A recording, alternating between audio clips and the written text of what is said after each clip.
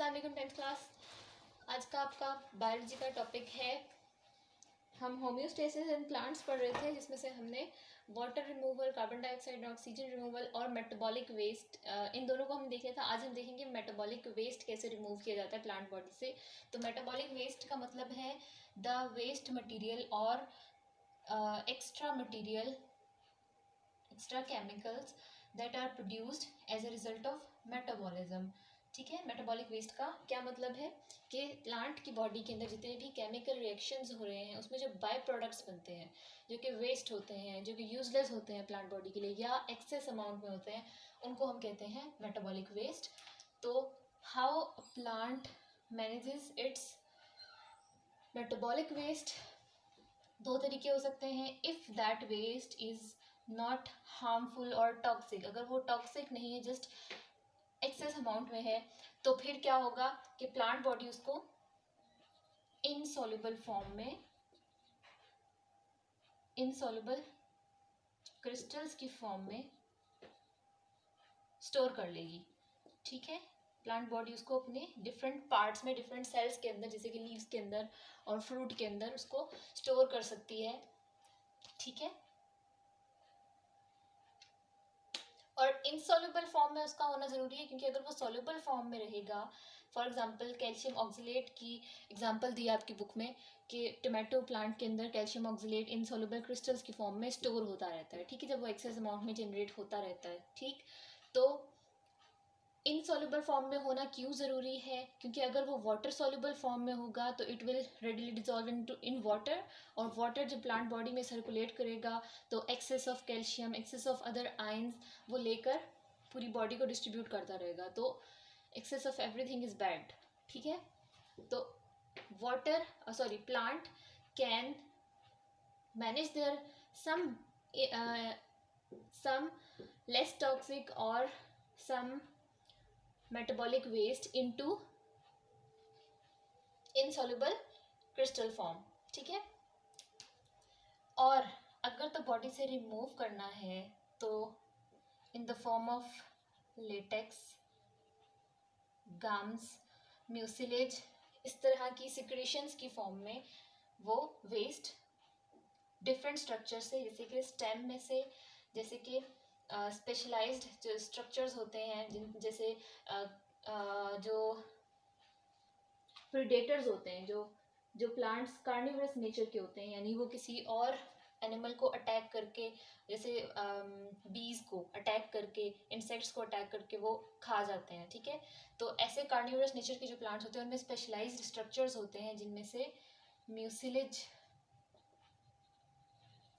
Create होता है। ठीक है, म्यूसिलेज असल में उस प्लांट का मेटाबॉलिक वेस्ट होता है, एक्स्ट्रा अमाउंट में वो सब्सटेंसेस होते हैं, लेकिन म्यूसिलेज फिर जब प्लांट बॉडी से एलिमिनेट हो रहा होता है, ड्रॉपलेट्स की फॉर्म में वो उसके ऊपर अपीयर होता है, प्लांट स्ट्रक्चर के ऊपर, और वो ड्रॉपलेट्स स्टिकी नेचर के होते हैं। जब कोई इंसेक्ट आके उस प्लांट बॉडी से टच होगा तो म्यूसिलेज उसे अपने साथ स्टिक कर लेगा और प्लांट बॉडी उसको इनगल्फ कर लेगी। ठीक है, तो मेटाबॉलिक वेस्ट किस तरह से मेटाबॉलिक वेस्ट को मैनेज किया जा सकता है? By storing it inside the cells in insoluble form. ठीक है, वाटर इनसॉल्युबल फॉर्म में अगर वो हो सकता है तो उसे स्टोर कर सकते हैं। और दूसरा तरीका क्या है? By excreting in the form of latex, gums, mucilage etcetera. ठीक है, अब लास्ट जो पॉइंट है ये वो सबसे इम्पॉर्टेंट है, ऑस्मोटिक एडजस्टमेंट। ऑस्मोटिक एडजस्टमेंट का क्या मतलब है? Water and salt balance. ठीक है, वाटर एंड सॉल्ट बैलेंस के प्लांट बॉडी के अंदर वाटर और उसके अंदर डिजॉल्व्ड सॉल्ट्स, इन दोनों की रेशो फिक्स रहनी चाहिए, ये चेंज नहीं होनी चाहिए। वाटर कम नहीं होना चाहिए, सॉल्ट ज़्यादा नहीं होना चाहिए, और इसका ऑपोजिट भी। ठीक है, वाटर ज़्यादा नहीं होना चाहिए, सॉल्ट कम नहीं होना चाहिए, तो ये भी वाटर और सॉल्ट की रेशो सेम रहनी चाहिए। तो इसको हम थोड़ा सा डिटेल में पढ़ेंगे। ऑस्मोटिक एडजस्टमेंट,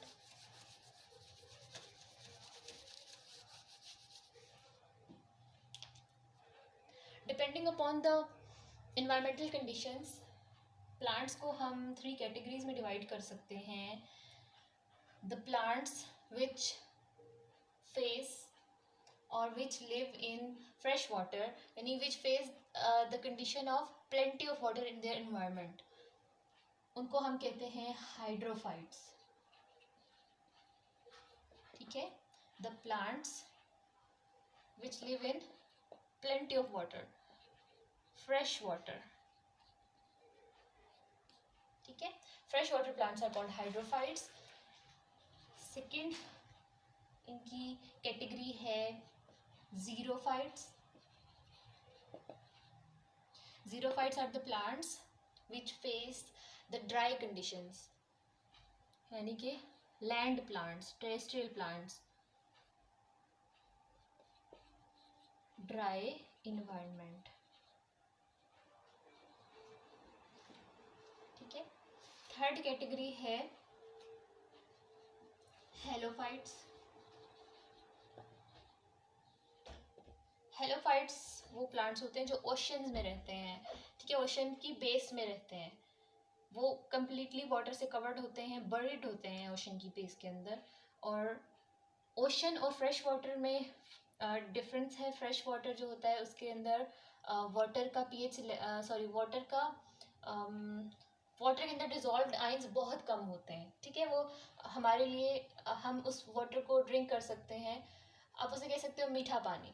जैसे हम खारा पानी और मीठा पानी डिस्टिंग्विश करते हैं ना, इस तरह हार्ड वाटर, सॉफ्ट वाटर. तो fresh water is the soft water और ओशन का जो वाटर होता है दैट इज़ हार्ड वाटर. ठीक है, उसकी हार्डनेस का लेवल बहुत ज़्यादा होता है, उसमें डिजॉल्व्ड सॉल्ट्स बहुत ज़्यादा होते हैं. ठीक, वो पीने के काबिल नहीं होता. तो halophytes are the plants which live in salt water या फिर हम कहते हैं ओशन. ठीक है, ओशंस के अंदर जो रहते हैं. अब ये तीनों कंडीशंस एक दूसरे से बिल्कुल डिफरेंट हैं.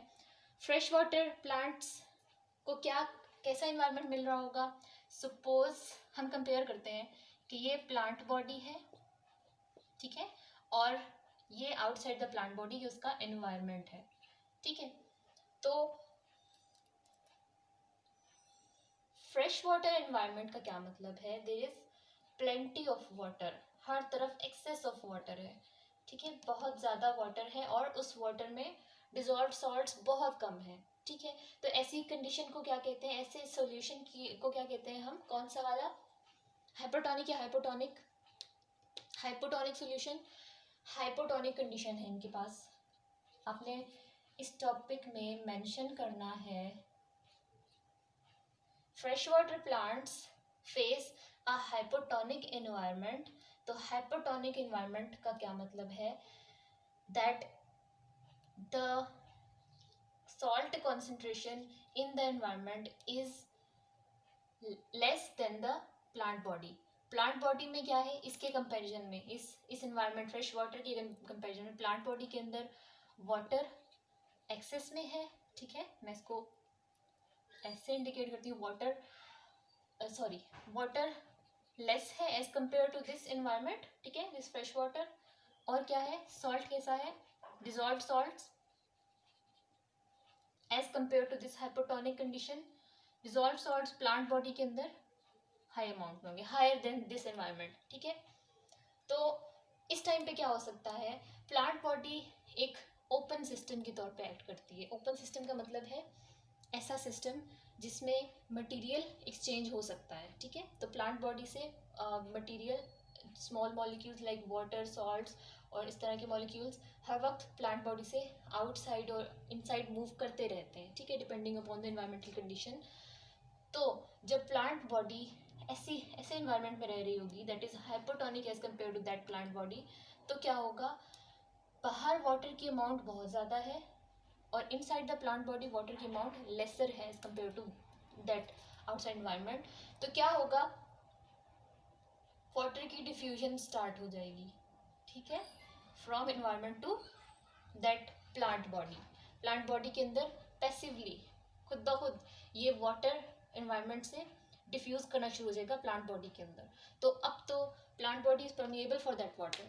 प्लांट बॉडी उसको एंटर होने से रोक नहीं सकती, तो उसको इस कंडीशन में अपने आप को मैनेज करना पड़ेगा. अपने अंदर से वाटर, जब एक्सेस वाटर इसके अंदर आ जाएगा तो उस एक्सेस वाटर को निकालना है, क्योंकि plant body have to manage its water and salt balance. ठीक है।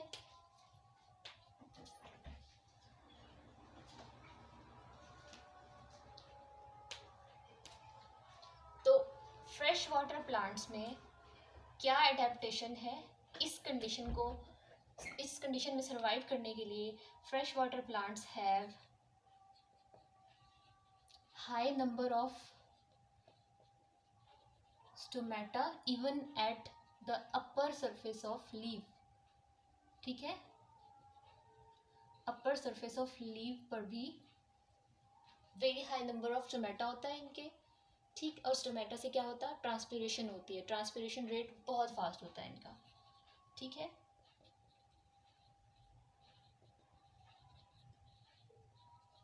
ठीक है, वेरी हाई ट्रांसपिरेशन रेट।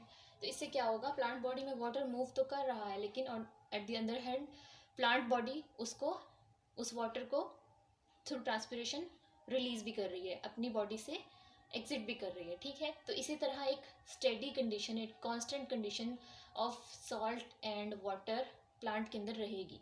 तो ये होम्योस्टेसिस इस तरह से मेंटेन होगा in the fresh water plants. ठीक,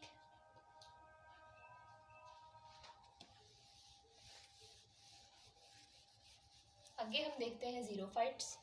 xerophytes are the plants which face extremely dry environments, जैसे सहरा के पौधे होते हैं।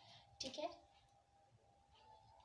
तो ड्राई एनवायरनमेंट्स में इनके लिए क्या होगा, इफ दिस इज द, हम यहाँ पे कंपेरिजन करते हैं प्लांट बॉडी का उसके एनवायरनमेंट के साथ। प्लांट बॉडी के अंदर क्या है, environment is extremely dry, it means the water in environment is very less, on the other hand salt is relatively high। ठीक है, salts ज़्यादा होंगे, और salts को हम छोड़ देते हैं क्योंकि ये तो एयर से लेते हैं, सॉइल से लेते हैं, तो हम सिर्फ वाटर से कंपेयर करते हैं। तो इन्वायरमेंट में वाटर बहुत कम है प्लांट बॉडी में, इसके रिलेशन में प्लांट बॉडी में तो वाटर ज़्यादा होगा क्योंकि प्लांट बॉडी उसे स्टोर करके रखती है, तो water is in higher amount in the plant body. तो अब क्या होगा, अब भी डिफ्यूजन होगी from higher concentration to low concentration. अब याद रखना है आपने कि डिफ्यूजन हमेशा from higher concentration to low concentration होती है। तो वाटर विल स्टार्ट मूविंग और diffusing from the plant body to the environment. ठीक है, अब इस कंडीशन में भी प्लांट बॉडी सर्वाइव नहीं कर सकेगी अगर तो वो अपने इस वाटर को दोबारा से वाटर अपने अंदर ऐड नहीं करती। अगर इसका सारा वाटर इस तरह से इन्वायरमेंट में जाना शुरू हो जाएगा तो प्लांट बॉडी में तो विल्टिंग हो जाएगी और उसकी डेथ हो जाएगी। ठीक है, तो प्लांट्स, जीरोफिटिक प्लांट्स ने भी कुछ अडेप्टेशंस की हैं ड्राई कंडीशंस में सर्वाइव करने के लिए।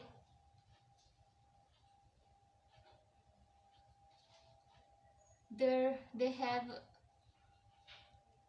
stomata, ये आपने याद रखना। इनका जो जीरोफिटिक प्लांट्स होते हैं, लैंड के प्लांट्स होते हैं, उनके स्टोमेटा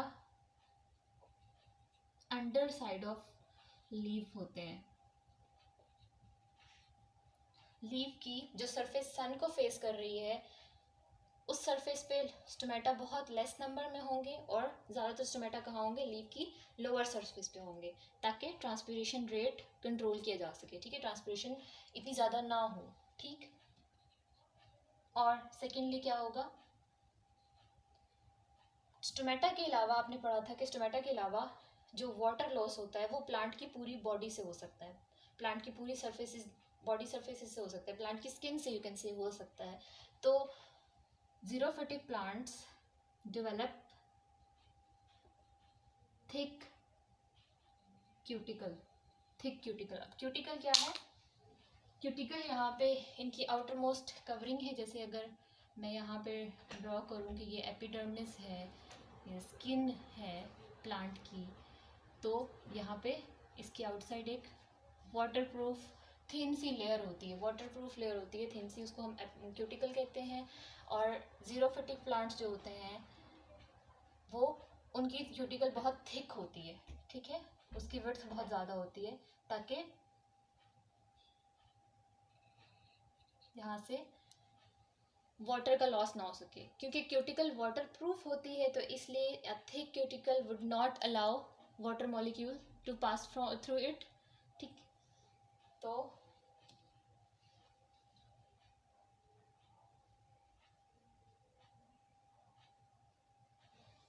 और क्या होता है इनके अंदर, they have very long and extensive roots, इनकी रूट्स बहुत लॉन्ग और एक्सटेंसिव होती हैं। तो ये तीन अडेप्टेशंस हैं जो ड्राई इन्वायरमेंट के प्लांट्स ने इस इन्वायरमेंट के रिस्पॉन्स में अडेप्ट की हैं। इस इन्वायरमेंट को सर्वाइव करने के लिए ये तीन अडेप्टेशंस प्लांट्स ने की हैं। एक, stomata are located on the lower side of the leaf to control the rate of transpiration. Secondly, xerophytic plants have very thick cuticle which prevents the loss of water from the plant surfaces. Thirdly, they have developed very long extensive roots ताकि वो बहुत ज़्यादा पानी उसमें से, soil में से बहुत ज़्यादा वाटर एब्जॉर्ब कर सकें। ठीक है, जितनी उनकी रिक्वायरमेंट है उतना वाटर एब्जॉर्ब कर सकें। ठीक,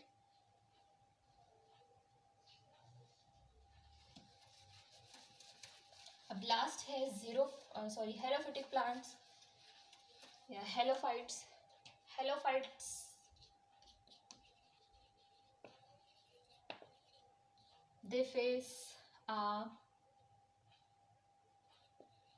ये सी वाटर में होते हैं, सॉल्टी वाटर में होते हैं। They face a hypertonic environment. Hypertonic environment, इसका क्या मतलब है कि in the environment water is in less quantity while salts, dissolved salts, जो water in the dissolved salts हैं, they are in very high quantity।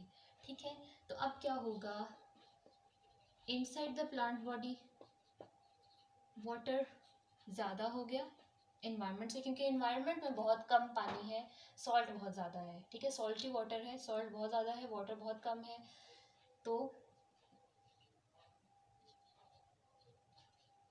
Diffusion कैसे होगी। Excess of water starts diffusion from plant body into the sea water। ठीक है, इससे भी क्या होगा, प्लांट का वाटर लेवल कम हो जाएगा, इसे मज़ीद वाटर की ज़रूरत होगी। ठीक है, तो अब क्या होगा, हेलोफिटिक प्लांट्स ने जो अडेप्टेशन की है,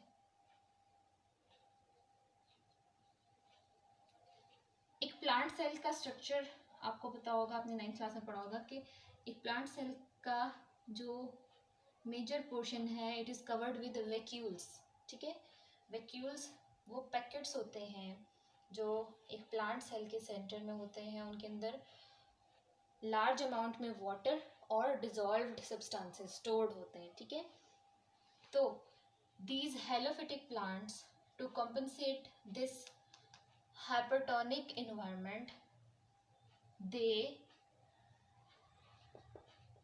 store very high amount of salts in their vacuoles। ठीक है, halophytic plant store very high amount of salt in their vacuoles, plus इसमें वाटर भी होगा। तो इनके वैक्यूल की कॉन्सेंट्रेशन कैसी होगी, वैक्यूल की टोनिसिटी कैसी होगी, ये एक्टिवली प्लांट्स एक्टिवली अपने वैक्यूल को इस सी वाटर से भी ज़्यादा हाइपरटोनिक बना लेंगे। ठीक है, वाटर और उसके अंदर बहुत ज़्यादा अमाउंट में सॉल्ट डिजॉल्व करके अपने वैक्यूल में स्टोर करेंगे। ठीक, तो इनका वैक्यूल कैसा हो जाएगा, इनका वैक्यूल इस सी वाटर से भी ज़्यादा हाइपरटोनिक हो जाएगा। ठीक है, तो जब वैक्यूल हाइपरटोनिक है, यानी कि प्लांट बॉडी के अंदर वैक्यूल के अंदर हाइपरटोनिक का क्या मतलब है कि वाटर बहुत लेस अमाउंट में होना और सॉल्ट की अमाउंट बहुत ज़्यादा होना। ठीक है, तो अब डिफ्यूजन कैसे होगी, अब सी वाटर से वाटर डिफ्यूज करेगा प्लांट बॉडी के अंदर। ठीक है, इस कंडीशन को रोकने के लिए प्लांट्स ने अपने वैक्यूल के अंदर एक्टिवली यानी by the expense of energy plants ने खुद अपने वैक्यूल्स को हाइपरटोनिक बनाया ताकि वो सी वाटर से भी ज़्यादा अमाउंट में सॉल्ट्स जमा कर लें। ठीक है, जब सॉल्ट्स अंदर ज़्यादा हैं, सी वाटर में कम सॉल्ट है, तो sea water will start moving inside the plant cells. ठीक, तो इस तरह प्लांट का वाटर लॉस नहीं होगा। ठीक है,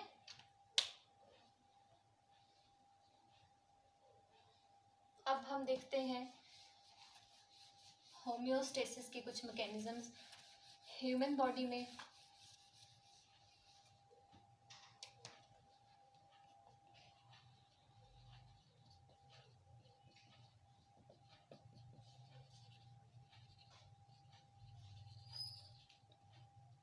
ह्यूमन बॉडी में होम्योस्टेसिस मेजरली 3 ऑर्गन्स की वजह से होती है। एक तो होती है लंग्स, जो अभी आपने प्रीवियस चैप्टर में पढ़ा है। लंग्स क्या करते हैं? लंग्स कंट्रोल और lungs help in removal of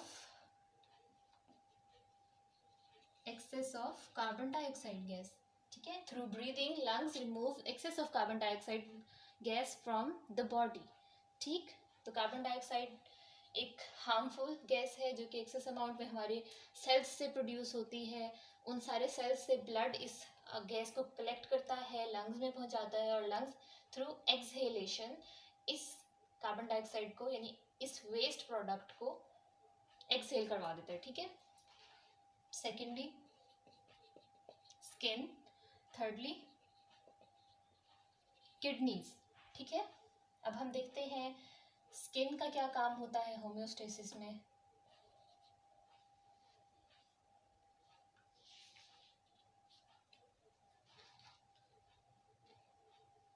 skin, animal की स्किन 2 टाइप ऑफ टिश्यूज में डिवाइडेड है, 2 लेयर्स में डिवाइडेड है। The outer most layer is called epidermis, वो एक थिन सी लेयर होती है, epidermis. Outer most layer is called epidermis and next to the epidermis यानी एपिडर्मिस के इनसाइड डर्मिस होती है। Dermis is the actual skin, हम डर्मिस को एक्चुअल स्किन कहते हैं, एपिडर्मिस को हम कहते हैं डर्मिस की आउटर कवरिंग। ठीक है, डर्मिस के अंदर सेवरल स्ट्रक्चर्स होते हैं, सेल्स की मॉडिफिकेशंस होती हैं और वो सेवरल स्ट्रक्चर्स बना रहे होते हैं, जिनमें एक हेयर भी है। ठीक है, स्किन में जितने भी हेयर होते हैं वो सब डर्मिस में होते हैं, और इसमें ब्लड वेसल्स होती हैं,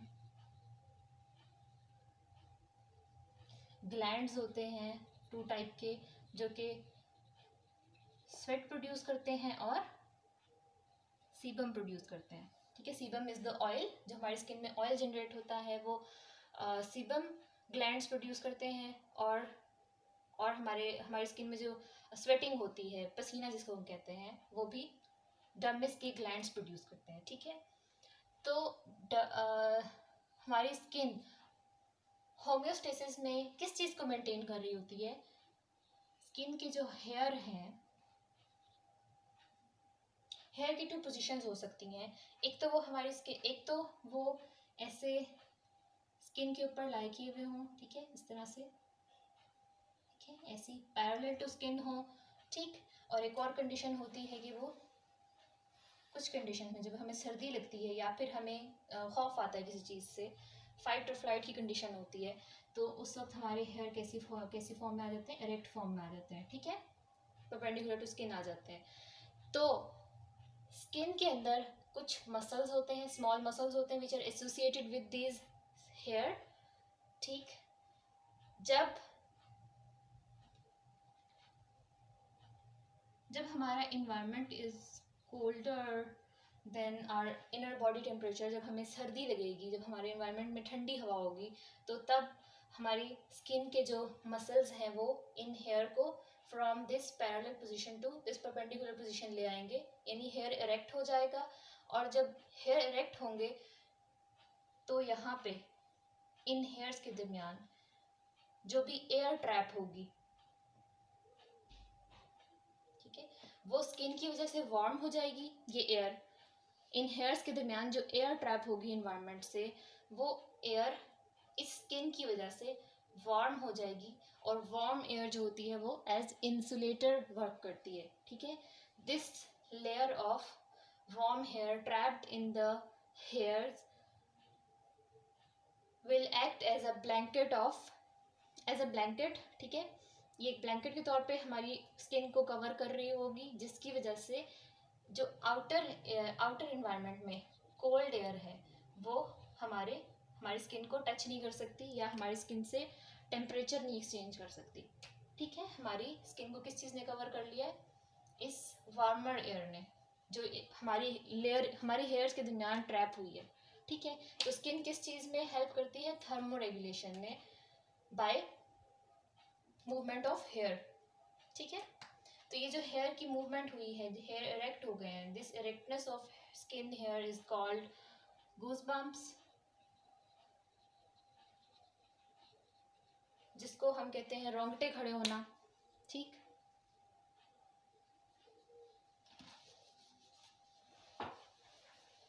इसके अलावा जो स्वेटिंग प्रोसेस होता है स्किन के थ्रू होता है, स्वेटिंग प्रोसेस में क्या होता है? हमारी स्किन में से water molecule in the form of vapour, ठीक है, मैं यहाँ पे गैस मेंशन कर रही हूँ, water molecules in the form of vapour environment में चले जाते हैं, ठीक है। हमारे जो स्वेट पोर्स होते हैं स्किन के अंदर, स्वेट पोर्स में से जो लिक्विड वाटर होगा वो आसपास की स्किन से एनर्जी एब्जॉर्ब करके, टेम्परेचर एब्जॉर्ब करके, वेपराइज होके हमारी स्किन से निकल जाएगा, ठीक है, वेपर्स की फॉर्म में हमारी स्किन को लीव करेगा। तो जब भी इवेपोरेशन होती है, तो जिस सिस्टम से इवेपोरेशन हुई है, it lefts a cooling effect on that system. ऐसे ही होता है ना, evaporation is a cooling process. तो evaporation of water molecules from our skin in the form of sweat, it left a cooling effect on our skin, ठीक है। तो इस तरह से भी थर्मोरेगुलेशन में हेल्प मिली। अगर बॉडी टेम्परेचर ज़्यादा हो रहा है तो हमें ज़्यादा पसीना आता है, और उस पसीने के रिजल्ट में हमारी स्किन कूल डाउन हो जाती है, ठीक है। एक और चीज़ होती है, along with this water, sweating में वाटर के साथ साथ सॉल्ट्स भी, एक्स्ट्रा सॉल्ट्स भी, हाई अमाउंट ऑफ सॉल्ट्स भी स्किन से बाहर निकल जाती है, ठीक है। तो इस तरह ये ऑस्मोटिक रेगुलेशन में भी हेल्प कर रहा है, ठीक है।